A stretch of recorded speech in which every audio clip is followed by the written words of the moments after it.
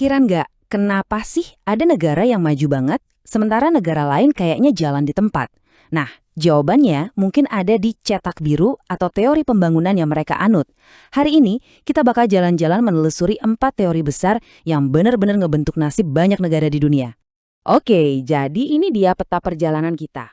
Kita mulai dari dasar dulu. Kenapa sih teori-teori ini penting banget? Abis itu, kita lanjut ke teori pertumbuhan linear yang super optimis. Terus, kita bedah soal perubahan struktural yang fokusnya ke dalam negeri. Setelah itu, siap-siap, kita bakal hadapi kritik tajam dari teori dependensia. Dan ditutup dengan kebangkitan kembali pasar bebas di era neoklasik. Yuk kita mulai?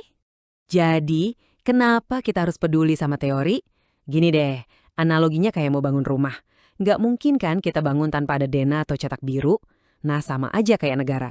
Butuh kerangka kerja, butuh teori, buat nentuin arah kebijakan.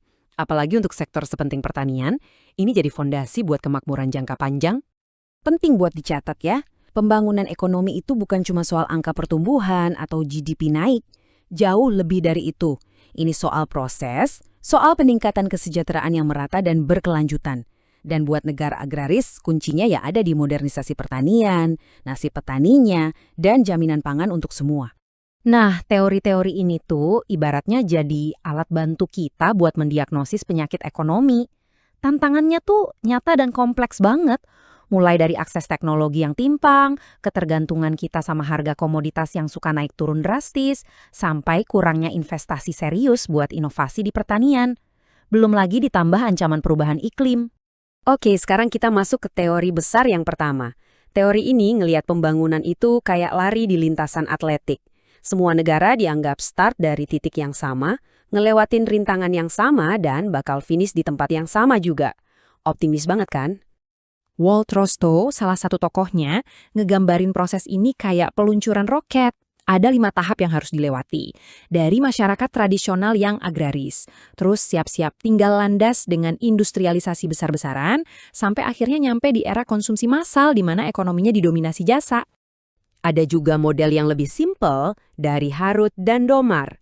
Logikanya lurus banget. Makin banyak masyarakat menabung, makin banyak modal yang bisa diinvestasikan. Nah, investasi inilah yang jadi bahan bakar buat mesin pertumbuhan ekonomi. Resepnya kedengeran gampang ya, cukup nabung dan investasi. Tapi, sayangnya dunia nyata itu nggak sesederhana resep tadi. Pendekatan satu resep untuk semua, ini sering lupa kalau tiap negara itu unik, punya kondisi sosial, politik, dan budaya yang beda-beda. Hambatan-hambatan ini nggak bisa loh diselesain cuma dengan nabung dan investasi aja. Nah, karena teori pertama tadi banyak kelemahannya, muncullah aliran pemikiran berikutnya. Kali ini fokusnya bukan lagi keluar, tapi justru melihat ke dalam. Gimana caranya sebuah negara melakukan transformasi besar-besaran dari ekonomi agraris jadi ekonomi industri.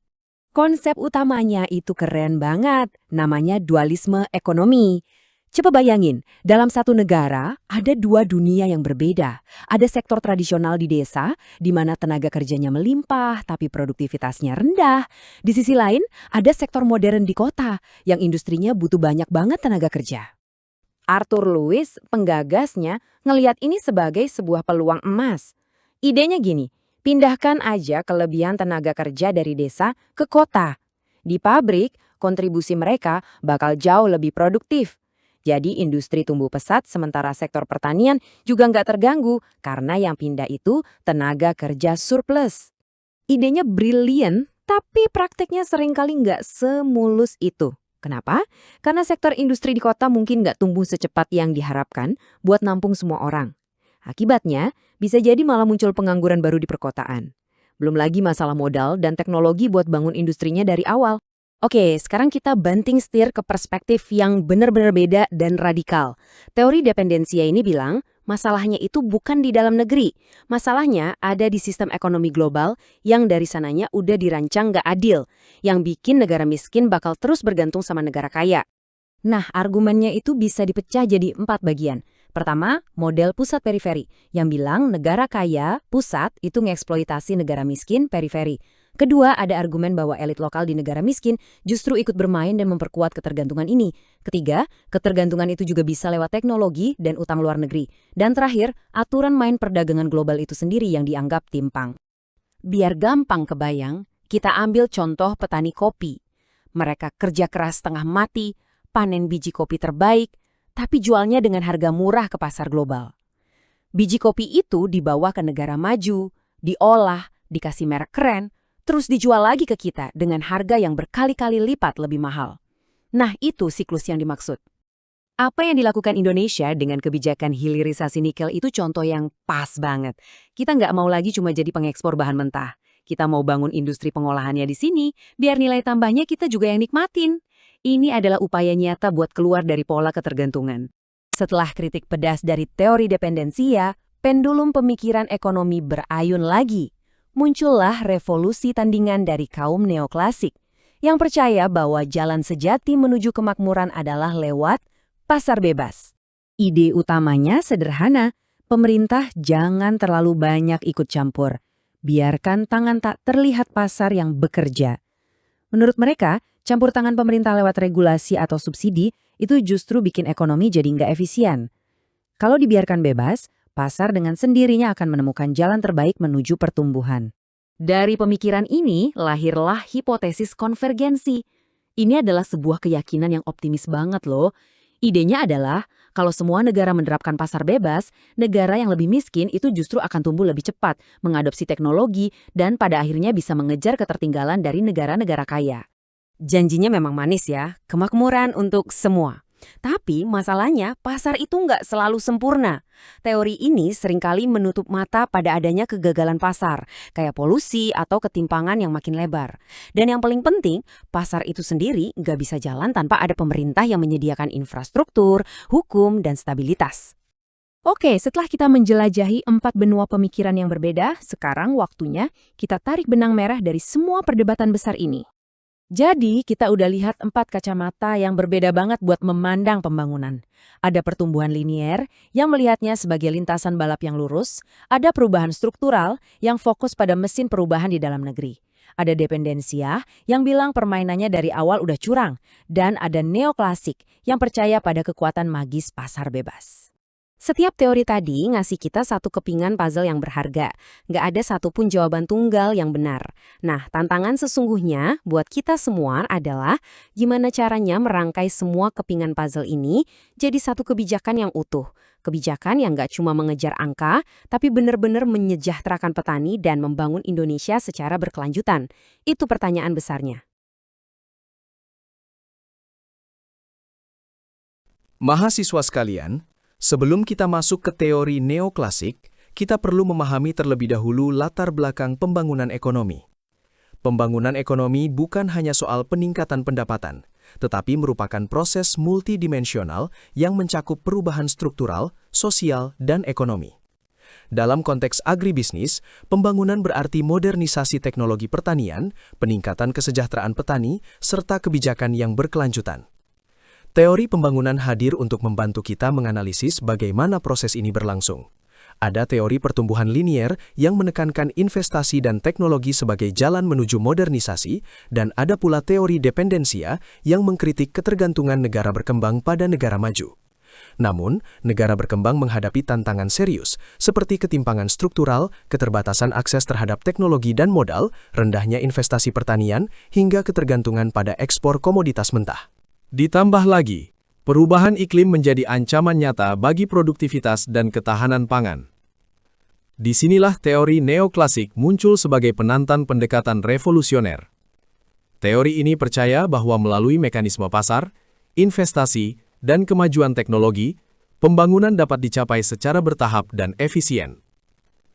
Bagian ini menjadi fondasi penting untuk memahami mengapa neoklasik menawarkan solusi, sekaligus mengapa teori ini perlu kita kaji secara kritis. Mahasiswa sekalian, pada bagian tujuan pembelajaran ini, ada 3 hal utama yang ingin kita capai. Pertama, Anda diharapkan memahami berbagai teori pembangunan ekonomi beserta implikasinya. kita akan membahas teori pertumbuhan linier yang menekankan investasi dan industrialisasi sebagaimana dijelaskan oleh Michael Pitodaro dan Stephen C. Smith, serta teori dependensia yang mengkritik ketimpangan dalam sistem ekonomi global sebagaimana dikemukakan oleh Jeffrey Sachs. Kedua, Anda diharapkan mampu mengidentifikasi keunggulan dan kelemahan setiap teori, khususnya dalam konteks agribisnis. Misalnya, teori perubahan struktural ala Lewis menjelaskan peralihan tenaga kerja dari pertanian ke industri yang dapat meningkatkan produktivitas. Tetapi, di negara berkembang sering terkendala keterbatasan modal dan teknologi, seperti dikritisi oleh Dani Rodrik. Ketiga, tujuan penting lainnya adalah menghubungkan teori pembangunan dengan kebijakan pertanian di Indonesia. Kita akan melihat pengalaman revolusi hijau pada era 1970-an hingga isu swasembada pangan saat ini, serta menilai dampak pendekatan pasar bebas terhadap petani kecil, sebagaimana dikaji oleh Joseph Stiglitz dan Mudrajat Kuncoro. Dengan pemahaman ini, Anda tidak hanya menghafal teori, tetapi mampu menganalisis kebijakan pembangunan agribisnis secara kritis dan kontekstual.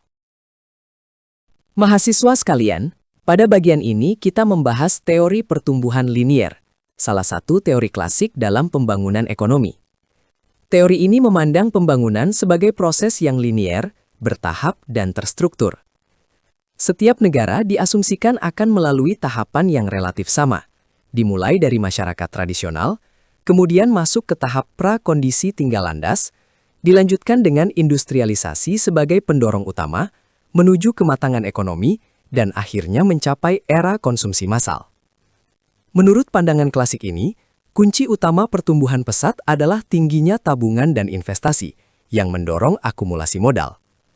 Jika didukung oleh kebijakan pasar yang bebas dan kondusif, maka pertumbuhan ekonomi dianggap akan berjalan cepat dan stabil. Namun, teori ini juga mendapat kritik. Pertama, ia kurang memperhatikan faktor sosial dan budaya. Kedua, peran kelembagaan sering diabaikan. Ketiga, konteks lokal tiap negara, termasuk struktur agraria dan ketimpangan, sering tidak diperhitungkan. Karena itu, teori pertumbuhan linier penting untuk memahami fondasi pemikiran pembangunan awal, tetapi tidak cukup untuk menjelaskan kompleksitas pembangunan negara berkembang, khususnya di sektor agribisnis. Mahasiswa sekalian, pada bagian ini, kita membahas model pertumbuhan linier menurut Rostow, yang menjelaskan pembangunan ekonomi sebagai proses bertahap. Menurut Rostow, setiap negara akan melalui 5 tahap pertumbuhan ekonomi. Tahap pertama adalah masyarakat tradisional, yang masih bergantung pada pertanian sederhana dengan produktivitas rendah. Tahap kedua adalah prakondisi tinggal landas, yaitu masa perubahan struktural. Di sini mulai muncul investasi, pembangunan institusi, dan perbaikan infrastruktur. Sektor pertanian berperan penting sebagai fondasi awal. Tahap ketiga adalah tinggal landas, take off, ditandai oleh industrialisasi yang pesat dan pertumbuhan ekonomi yang mulai mandiri. Tahap keempat adalah menuju kematangan. Ketika teknologi semakin maju, ekonomi terdiversifikasi dan terintegrasi dengan pasar internasional. Tahap terakhir adalah era konsumsi massal, di mana kesejahteraan meningkat dan ekonomi berbasis jasa berkembang. Dalam konteks Indonesia, Revolusi Hijau pada tahun 1970-an menunjukkan peran pertanian dalam tahap awal.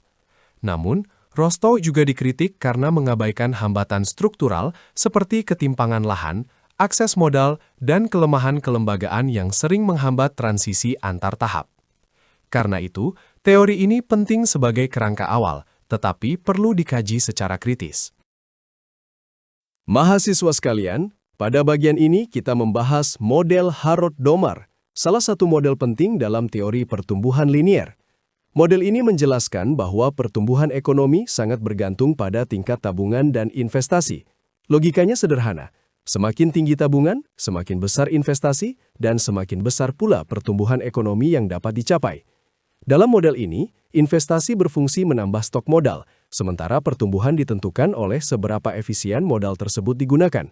Karena itu, negara berkembang didorong untuk meningkatkan tabungan domestik dan investasi, khususnya pada sektor-sektor produktif. Dalam konteks pertanian dan pembangunan pedesaan, model ini menekankan pentingnya investasi pada infrastruktur, seperti irigasi dan transportasi, untuk meningkatkan produktivitas pertanian. Namun, Harrod-Domar juga memiliki kelemahan. Model ini mengasumsikan bahwa tenaga kerja dan modal selalu tersedia dan efisien, serta mengabaikan faktor kelembagaan, distribusi pendapatan, dan akses terhadap kredit. Akibatnya, meskipun investasi meningkat, pertumbuhan sering tidak merata dan manfaatnya tidak sepenuhnya dirasakan oleh petani kecil. Inilah alasan mengapa model Harrod-Domar perlu dipahami sebagai kerangka awal, tetapi harus dilengkapi dengan analisis kelembagaan agar pembangunan lebih inklusif. Setelah memahami teori pertumbuhan linier, kini kita perlu melihat kritik-kritik utamanya. Kritik pertama adalah pengabaian faktor sosial dan kelembagaan. Teori pertumbuhan linier mengasumsikan bahwa semua negara akan melalui jalur pembangunan yang sama. Padahal, realitas sosial, norma, institusi, dan budaya tiap negara sangat berbeda dan sangat memengaruhi proses pembangunan.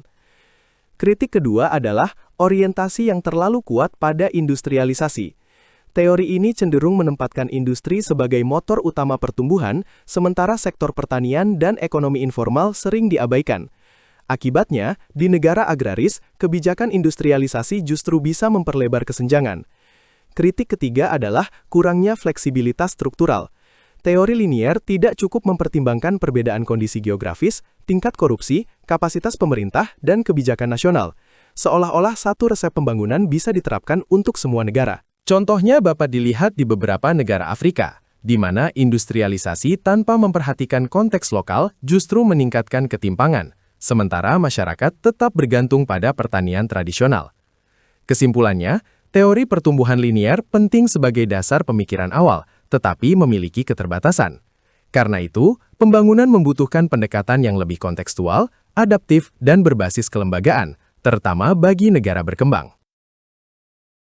Selanjutnya, kita masuk pada bagian kedua teori perubahan struktural, yang melihat pembangunan bukan sekadar pertumbuhan angka ekonomi, tetapi sebagai proses transformasi ekonomi.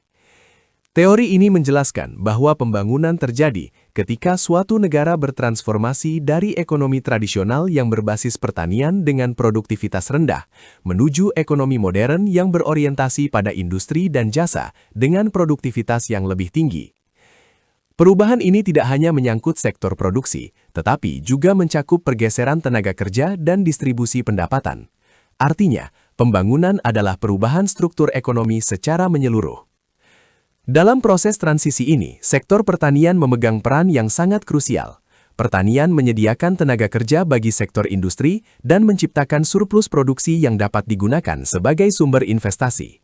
Pengalaman historis negara-negara maju seperti Jepang dan Korea Selatan menunjukkan bahwa modernisasi pertanian justru menjadi fondasi awal sebelum industrialisasi berkembang pesat.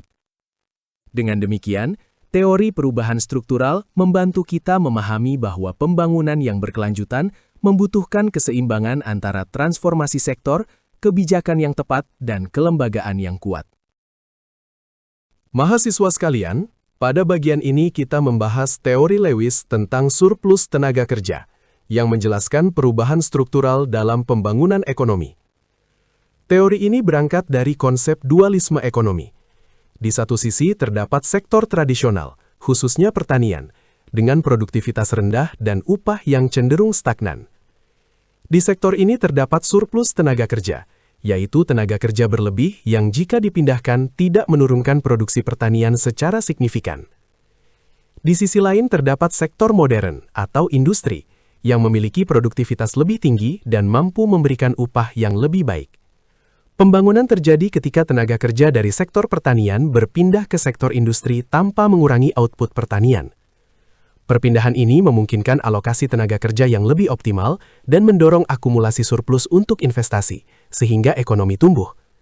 Dalam konteks Indonesia, proses ini tampak melalui migrasi desa kota yang mendorong industrialisasi. Namun, jika tidak diimbangi kebijakan yang tepat, muncul masalah seperti kesenjangan wilayah dan pengangguran terselubung di sektor informal perkotaan. Sebagai contoh sukses, Jepang pada era Meiji menunjukkan bahwa reformasi agraria dan peningkatan produktivitas pertanian mampu menciptakan transisi tenaga kerja yang lebih mulus menuju industrialisasi. Karena itu, teori Lewis penting untuk memahami perubahan struktural, tetapi tetap memerlukan dukungan kebijakan dan kelembagaan yang kuat. Selanjutnya kita beralih membahas teori Chenery tentang pola pembangunan, yang merupakan pengembangan dari teori perubahan struktural. Menurut Chenery, pembangunan ekonomi berlangsung melalui tahapan transformasi struktural yang relatif dapat diamati, tetapi tidak bersifat seragam untuk semua negara. Tahap pertama adalah pergeseran tenaga kerja dan modal dari sektor pertanian ke sektor industri dan jasa. Ini terjadi seiring meningkatnya produktivitas pertanian. Tahap kedua adalah diversifikasi ekonomi, di mana struktur produksi menjadi lebih beragam. Pertanian berkembang lebih efisien, sementara sektor manufaktur tumbuh sebagai pendorong utama ekonomi. Tahap ketiga adalah penguatan sektor manufaktur, yang berkontribusi besar terhadap pendapatan nasional dan daya saing ekonomi. Prinsip penting dari Chenery adalah bahwa pembangunan tidak bisa menggunakan pendekatan satu ukuran untuk semua. Setiap negara harus menyesuaikan strategi pembangunan dengan karakteristik ekonomi dan sosialnya. Dalam konteks Indonesia, khususnya pada era Orde Baru, industrialisasi menjadi tulang punggung pertumbuhan. Namun, ketergantungan pada ekspor bahan mentah menunjukkan bahwa transformasi struktural masih menghadapi tantangan. Karena itu, teori Chenery membantu kita memahami bahwa pembangunan adalah proses bertahap yang harus dirancang secara kontekstual dan adaptif. Mahasiswa sekalian, pada bagian ini, kita membahas kritik terhadap teori perubahan struktural, yang selama ini menjelaskan pembangunan sebagai peralihan dari pertanian ke industri. Kritik pertama adalah pengabaian ketimpangan sosial dan politik. Teori ini cenderung fokus pada perubahan ekonomi, tetapi kurang memperhatikan distribusi kekayaan dan kekuasaan. Padahal, ketimpangan sosial dapat menjadi penghambat utama pembangunan yang berkelanjutan. Kritik kedua adalah keterbatasan kapasitas untuk beralih ke sektor industri. Banyak negara berkembang menghadapi kendala sumber daya manusia, teknologi, dan infrastruktur. Akibatnya, tenaga kerja sulit berpindah dari pertanian ke industri secara efektif. Kritik ketiga muncul di negara yang sangat bergantung pada sektor pertanian. Transisi struktural sering tidak berjalan mulus karena kebijakan yang kurang mendukung, subsidi yang tidak merata, dan masalah agraria yang belum terselesaikan. Contohnya di Indonesia, khususnya di wilayah seperti Jawa Tengah dan Nusa Tenggara Timur, ketergantungan pada pertanian masih tinggi, sementara diversifikasi ekonomi terhambat oleh keterbatasan pendidikan dan akses teknologi. Kesimpulannya, meskipun teori perubahan struktural penting untuk memahami arah transformasi ekonomi, kebijakan pembangunan harus lebih spesifik, inklusif, dan berkelanjutan, serta berbasis pada konteks kelembagaan masing-masing daerah. Kemudian, kita berpindah membahas bagian ketiga teori dependensia, sebuah pendekatan kritis dalam teori pembangunan ekonomi. Teori ini muncul sebagai respons terhadap teori modernisasi yang dianggap gagal menjelaskan mengapa banyak negara berkembang tetap tertinggal. Pemikiran ini banyak dipengaruhi oleh gagasan Karl Marx, terutama tentang hubungan ekonomi yang bersifat eksploitatif. Inti teori dependensia adalah ketergantungan global. Negara maju berada pada posisi dominan, sementara negara berkembang berada pada posisi tergantung. Sistem kapitalisme global dinilai menciptakan hubungan yang tidak seimbang, sehingga negara berkembang sulit mengejar ketertinggalan jika mengikuti jalur pertumbuhan yang sama. Ketergantungan ini disebabkan oleh dua faktor utama. Pertama, faktor eksternal, seperti dominasi ekonomi negara maju melalui perdagangan, investasi, dan kontrol teknologi. Kedua, faktor internal, seperti korupsi, birokrasi yang lemah, dan kebijakan yang tidak mandiri, yang justru memperkuat ketergantungan tersebut. Dengan demikian, teori dependensia mengajak kita melihat pembangunan bukan sekedar soal pertumbuhan ekonomi, tetapi juga soal relasi kekuasaan, struktur global, dan kualitas kelembagaan nasional. Pendekatan ini penting untuk memahami tantangan pembangunan negara berkembang, termasuk Indonesia, dalam sistem ekonomi dunia. Mahasiswa sekalian, pada bagian ini kita membahas model-model dalam teori dependensia, yang menjelaskan bagaimana ketergantungan ekonomi antara negara maju dan negara berkembang terbentuk dan dipertahankan. Perhatikan bagian kiri infografik, yang disebut perangkap ketergantungan. Di sini negara maju bertindak sebagai pusat, sementara negara berkembang berada di pinggiran. Negara berkembang mengekspor bahan mentah dan tenaga kerja murah dengan nilai rendah, lalu mengimpor barang jadi, teknologi, dan modal dengan nilai tinggi. Pola ini membuat nilai tambah ekonomi terkunci di negara maju. Akibatnya, meskipun terjadi perdagangan internasional, negara berkembang tetap sulit keluar dari ketertinggalan karena terus bergantung secara struktural. Bagian kanan infografik menunjukkan upaya keluar dari ketergantungan.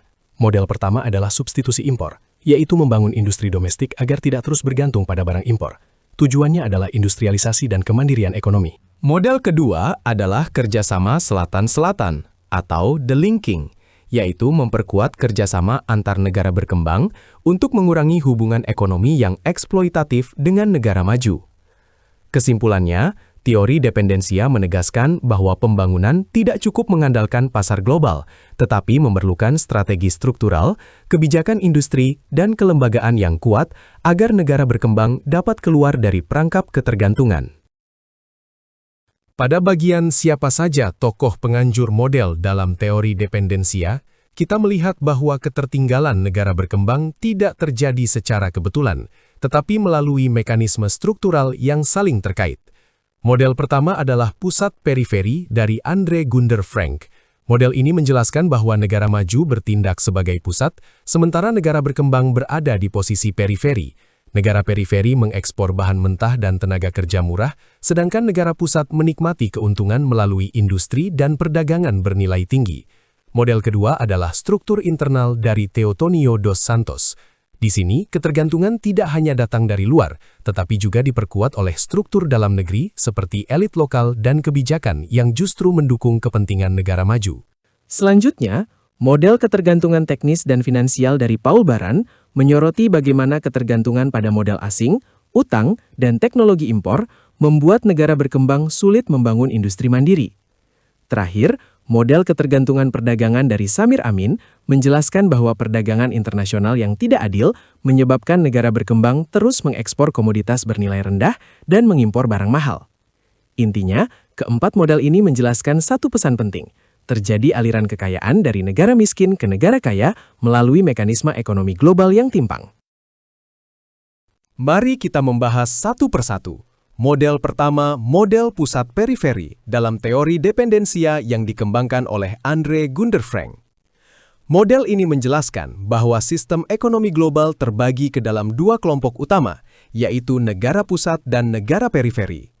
Negara pusat adalah negara maju yang memiliki industri kuat, teknologi tinggi, dan kendali atas perdagangan global. Sebaliknya, negara periferi, yaitu negara berkembang, berperan sebagai pemasok bahan mentah dan tenaga kerja murah. Bahan mentah ini diekspor ke negara pusat, kemudian diolah menjadi barang jadi bernilai tinggi, dan dijual kembali ke negara periferi. Akibatnya, arus keuntungan ekonomi mengalir ke negara pusat, sementara negara periferi tetap berada dalam posisi lemah dan sulit berkembang. Ketergantungan ini bukan bersifat sementara, tetapi struktural. Implikasinya, negara berkembang sering kesulitan tumbuh mandiri karena nilai tambah ekonomi tidak dinikmati di dalam negeri. Contohnya dapat dilihat pada beberapa negara Afrika yang mengekspor mineral ke Eropa tanpa industri pengolahan yang kuat. Melalui model ini, Frank menegaskan bahwa keterbelakangan negara berkembang bukan karena kurangnya usaha, tetapi karena posisi yang tidak adil dalam sistem ekonomi global. Inilah inti kritik teori dependensia terhadap pembangunan konvensional. Mahasiswa sekalian, pada bagian ini kita membahas model struktur internal dependensia yang dikembangkan oleh Teotonio dos Santos. Berbeda dengan model pusat periferi yang menekankan hubungan antar negara, Dos Santos menyoroti bahwa ketergantungan juga dibentuk dari dalam negeri. Intinya, struktur sosial dan ekonomi di negara berkembang sering dikuasai oleh elit lokal yang bekerja sama dengan kepentingan negara maju dan perusahaan asing. Kerjasama ini membuat kebijakan ekonomi lebih menguntungkan pihak luar dibandingkan masyarakat luas. Akibatnya, terjadi eksploitasi sumber daya alam dan tenaga kerja. Sementara keuntungan justru mengalir ke luar negeri dalam bentuk laba dan aliran modal. Masyarakat di tingkat bawah tetap mengalami ketimpangan dan keterbelakangan. Dengan kata lain, masalah pembangunan bukan hanya tekanan eksternal, tetapi juga struktur internal yang tidak mendukung kemandirian ekonomi. Implikasi penting dari model ini adalah perlunya reformasi internal, seperti perbaikan tata kelola, penguatan institusi, dan pengendalian kolaborasi elit asing yang merugikan. Tanpa itu, ketergantungan akan terus berulang meskipun pertumbuhan ekonomi terjadi. Model ini membantu kita memahami bahwa pembangunan menuntut perubahan struktur kekuasaan, bukan sekedar peningkatan investasi. Selanjutnya, kita membahas model ketergantungan teknis dan finansial yang dikemukakan oleh Paul Baran, salah satu pemikir awal dalam teori dependensia. Inti model ini adalah bahwa ketergantungan negara berkembang tidak hanya bersifat perdagangan, tetapi juga terjadi melalui teknologi dan pembiayaan. Karena keterbatasan modal dan teknologi domestik, negara berkembang sering bergantung pada modal asing dan utang internasional, misalnya dari lembaga seperti IMF dan Bank Dunia. Bersamaan dengan itu, teknologi yang digunakan umumnya berasal dari negara maju dan seringkali tidak sesuai dengan kebutuhan lokal. Akibatnya, investasi asing memang masuk, tetapi arus keuntungan justru kembali ke negara maju. Negara berkembang menanggung utang, sementara manfaat ekonomi yang diterima masyarakat lokal relatif kecil. Baran menekankan bahwa pola ini menciptakan ketergantungan yang bersifat teknis dan finansial sekaligus, sehingga pembangunan menjadi rapuh dan tidak mandiri. Implikasinya, negara berkembang perlu mencari alternatif pembiayaan dan pengembangan teknologi lokal, agar pembangunan tidak terus bergantung pada modal dan kepentingan eksternal. Model ini mengingatkan kita bahwa pembangunan bukan hanya soal menerima investasi, tetapi soal siapa yang mengendalikan teknologi, modal, dan hasilnya. Mahasiswa sekalian, selanjutnya kita membahas model ketergantungan perdagangan yang dikemukakan oleh Samir Amin. Model ini menjelaskan bahwa ketergantungan negara berkembang terjadi melalui pola perdagangan internasional. Negara berkembang umumnya mengekspor bahan mentah bernilai rendah, seperti hasil tambang dan pertanian, sementara negara maju mengekspor barang manufaktur bernilai tinggi. Masalahnya, harga komoditas global sering tidak menguntungkan negara berkembang.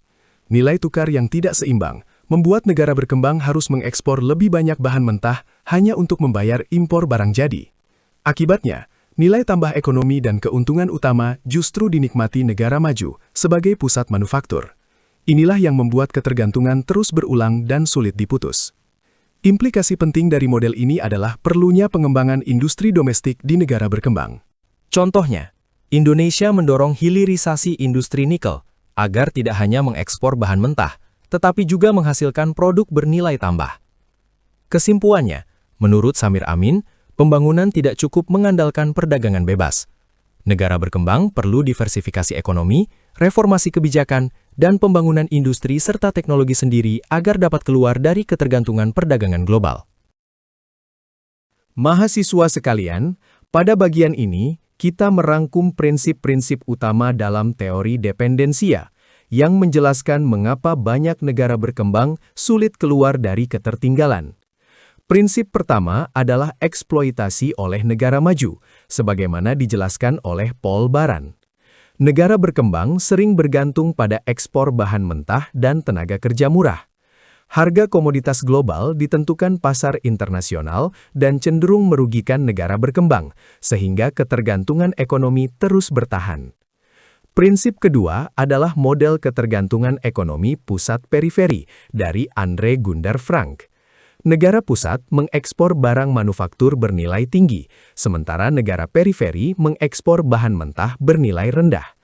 Pola perdagangan ini menciptakan ketimpangan yang sulit diputus dan menghambat kemandirian ekonomi. Prinsip ketiga dikemukakan oleh Teotonio dos Santos, yang menekankan bahwa ketergantungan juga dipengaruhi struktur internal negara berkembang. Korupsi, birokrasi yang lemah, dan kebijakan yang tidak mendukung industrialisasi justru memperkuat ketergantungan terhadap negara maju. Kesimpulannya, teori dependensia menegaskan bahwa pembangunan tidak bisa dilepaskan dari struktur global dan kelembagaan nasional. Tanpa reformasi internal dan perubahan strategi ekonomi, negara berkembang akan terus terjebak dalam pola ketergantungan. Selanjutnya, kita membahas dampak dan implikasi teori dependensia bagi pembangunan pertanian. Dalam perspektif dependensia, sektor pertanian di negara berkembang sering ditempatkan sebagai penyedia bahan mentah bagi pasar global. Komoditas pertanian diekspor dengan nilai tambah rendah, Sementara input produksi seperti benih, pupuk, teknologi, dan pembiayaan justru bergantung pada pihak luar. Akibatnya, petani berada pada posisi lemah. Harga komoditas ditentukan pasar internasional. Pendapatan petani tidak stabil, dan manfaat pembangunan pertanian tidak dinikmati secara merata. Ketergantungan ini juga membuat pembangunan pertanian kurang berkelanjutan. Ketika kebijakan lebih berorientasi ekspor bahan mentah, investasi pada pengolahan hasil, teknologi lokal, dan kelembagaan petani menjadi tertinggal. Implikasinya, pembangunan pertanian perlu diarahkan pada penguatan kemandirian. Ini mencakup pengembangan industri pengolahan hasil pertanian, peningkatan kapasitas petani, penguatan koperasi dan kelembagaan lokal, serta kebijakan negara yang melindungi petani dari ketimpangan pasar global.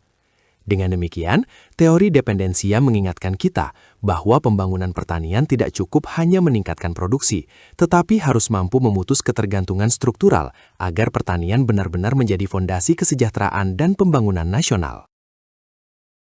Selanjutnya, beberapa kritik terhadap teori dependensia. Kritik pertama adalah kurangnya solusi konkret. Teori ini sangat kuat dalam menjelaskan ketimpangan global dan ketergantungan negara berkembang, tetapi sering berhenti pada kritik tanpa memberikan panduan kebijakan yang jelas dan praktis tentang bagaimana negara bisa keluar dari jebakan tersebut. Kritik kedua, teori dependensia sering mengabaikan potensi integrasi ekonomi global. Faktanya, beberapa negara Asia Timur seperti Korea Selatan dan Taiwan justru berhasil memanfaatkan perdagangan internasional dan ekspor untuk membangun industri nasional dan meningkatkan kesejahteraan masyarakat. Kritik ketiga, tidak semua negara berkembang mengalami ketergantungan yang sama. Setiap negara memiliki sumber daya, kebijakan, dan kapasitas institusional yang berbeda. Contohnya, Vietnam mampu mengembangkan industri manufaktur yang kompetitif dan mengurangi ketergantungan pada ekspor bahan mentah. Kesimpulannya, teori dependensia tetap penting sebagai alat kritik terhadap ketimpangan global. Namun, teori ini perlu dilengkapi dengan pendekatan yang lebih kontekstual, realistis, dan berorientasi pada kebijakan agar relevan dalam menjelaskan keberhasilan maupun kegagalan pembangunan di negara berkembang. Mahasiswa sekalian, pada bagian ini kita melihat teori dependensia melalui studi kasus nyata. Pertama, kita lihat negara-negara di Afrika. Banyak negara masih bergantung pada ekspor bahan mentah seperti minyak, emas, dan berlian. Karena keterbatasan modal dan teknologi, nilai tambah yang dihasilkan rendah, sementara keuntungan besar justru dinikmati negara maju. Inilah contoh klasik jebakan ketergantungan. Kedua, pengalaman Korea Selatan dan Taiwan menunjukkan bahwa ketergantungan bukan takdir. Melalui kebijakan industri yang kuat, investasi pada teknologi, dan pengembangan manufaktur, kedua negara ini berhasil keluar dari pola dependensia dan menjadi eksportir bernilai tambah tinggi. Ketiga, Indonesia berada di posisi transisi. Indonesia masih bergantung pada ekspor sumber daya alam, namun memiliki peluang besar melalui industrialisasi, hilirisasi, dan penguatan daya saing industri nasional. Kesimpulannya, teori dependensia penting untuk membaca hubungan ekonomi global yang timpang. Namun, studi kasus ini menunjukkan bahwa dengan strategi pembangunan yang tepat, negara berkembang memiliki jalan keluar dari jebakan ketergantungan. Baik, mahasiswa sekalian, mari kita berpindah ke teori pembangunan neoklasik yang sering disebut sebagai penantang pendekatan revolusioner dalam pembangunan ekonomi. Teori neoklasik berangkat dari keyakinan bahwa pembangunan ekonomi akan berjalan paling optimal jika mekanisme pasar bekerja secara bebas dan efisien. Pasar dianggap mampu mengatur dirinya sendiri melalui interaksi permintaan dan penawaran, sehingga sumber daya dapat dialokasikan secara efisien tanpa perlu campur tangan pemerintah yang besar. Konsep kuncinya adalah apa yang disebut sebagai invisible hand, yaitu kepentingan individu, baik produsen maupun konsumen, yang secara tidak langsung justru menciptakan kesejahteraan bersama. Harga menjadi sinyal utama dalam menentukan apa yang diproduksi, berapa banyak, dan untuk siapa. Karena itu, teori ini cenderung menolak intervensi pemerintah yang terlalu aktif. Pemerintah dianggap cukup berperan minimal, misalnya menjaga stabilitas dan hukum pasar. Namun, infografik ini juga menunjukkan kritik pentingnya. Di banyak negara berkembang, pasar tidak selalu sempurna. Kita menemukan kegagalan pasar seperti monopoli, asimetri informasi, dan distorsi struktural. Dalam sektor pertanian misalnya, petani kecil sering tidak memiliki akses informasi dan modal yang sama, sehingga kesenjangan ekonomi justru melebar. Inilah titik pentingnya. Teori neoklasik menawarkan efisiensi, tetapi dalam realitas pembangunan, ia perlu dikaji secara kritis dan dikombinasikan dengan pendekatan kelembagaan. Mari kita bahas teori pertumbuhan neoklasik yang menjadi lanjutan dari cara pandang pasar efisien dalam pembangunan ekonomi. Infografik ini dibagi menjadi dua bagian utama. Pertama adalah model Solow Swan. Model ini menjelaskan bahwa dalam jangka pendek, pertumbuhan ekonomi didorong oleh akumulasi modal dan tenaga kerja. Namun, dalam jangka panjang, faktor penentu utamanya adalah kemajuan teknologi. Tanpa inovasi teknologi, pertumbuhan ekonomi akan melambat. Dalam konteks agribisnis, hal ini terlihat pada penggunaan irigasi otomatis, benih unggul, dan mekanisasi pertanian yang mendorong peningkatan produktivitas, seperti pada revolusi hijau. Bagian kedua adalah hipotesis konvergensi. Teori ini menyatakan bahwa negara berkembang berpotensi tumbuh lebih cepat dibanding negara maju karena bisa mengadopsi teknologi yang sudah ada. Dengan investasi dan inovasi, pendapatan antar negara diharapkan akan semakin mendekati. Namun, realitasnya tidak selalu demikian. Hambatan kelembagaan seperti infrastruktur yang lemah, birokrasi yang tidak efisien, dan ketimpangan akses sumber daya sering membuat konvergensi gagal. Karena itu, meskipun teori neoklasik menekankan teknologi dan pasar, pendekatan ini perlu dilengkapi dengan analisis kelembagaan agar pembangunan benar-benar inklusif dan berkelanjutan. Sampai kita ke bagian akhir, di sini kita membahas kritik utama terhadap teori neoklasik dalam pembangunan ekonomi. Kritik pertama berkaitan dengan asumsi efisiensi pasar. Teori neoklasik menganggap pasar selalu bekerja secara efisien. Namun dalam kenyataannya, khususnya di negara berkembang, pasar sering mengalami kegagalan. Contohnya di sektor pertanian, petani kecil menghadapi fluktuasi harga, informasi yang tidak seimbang, dan akses kredit yang terbatas, sehingga mereka sulit bersaing secara adil. Kritik kedua adalah kurangnya perhatian terhadap ketimpangan. Pertumbuhan ekonomi yang tinggi tidak otomatis menghasilkan kesejahteraan yang merata. Dalam praktiknya, pertumbuhan sering lebih banyak dinikmati oleh perusahaan besar, sementara petani kecil dan kelompok miskin tertinggal. Akibatnya, kesenjangan sosial justru semakin melebar. Kritik ketiga adalah pengabaian peran pemerintah. Teori neoklasik cenderung meminimalkan intervensi negara. Padahal, pengalaman menunjukkan bahwa kebijakan pemerintah sangat penting, misalnya melalui pembangunan infrastruktur, regulasi, dan reformasi agraria. Contoh suksesnya dapat dilihat pada Korea Selatan, di mana intervensi pemerintah justru mendorong produktivitas dan pertumbuhan berkelanjutan. Dari sini kita belajar bahwa pasar dan teknologi memang penting, tetapi tanpa kelembagaan dan peran negara yang kuat, pembangunan sulit mencapai keadilan dan keberlanjutan.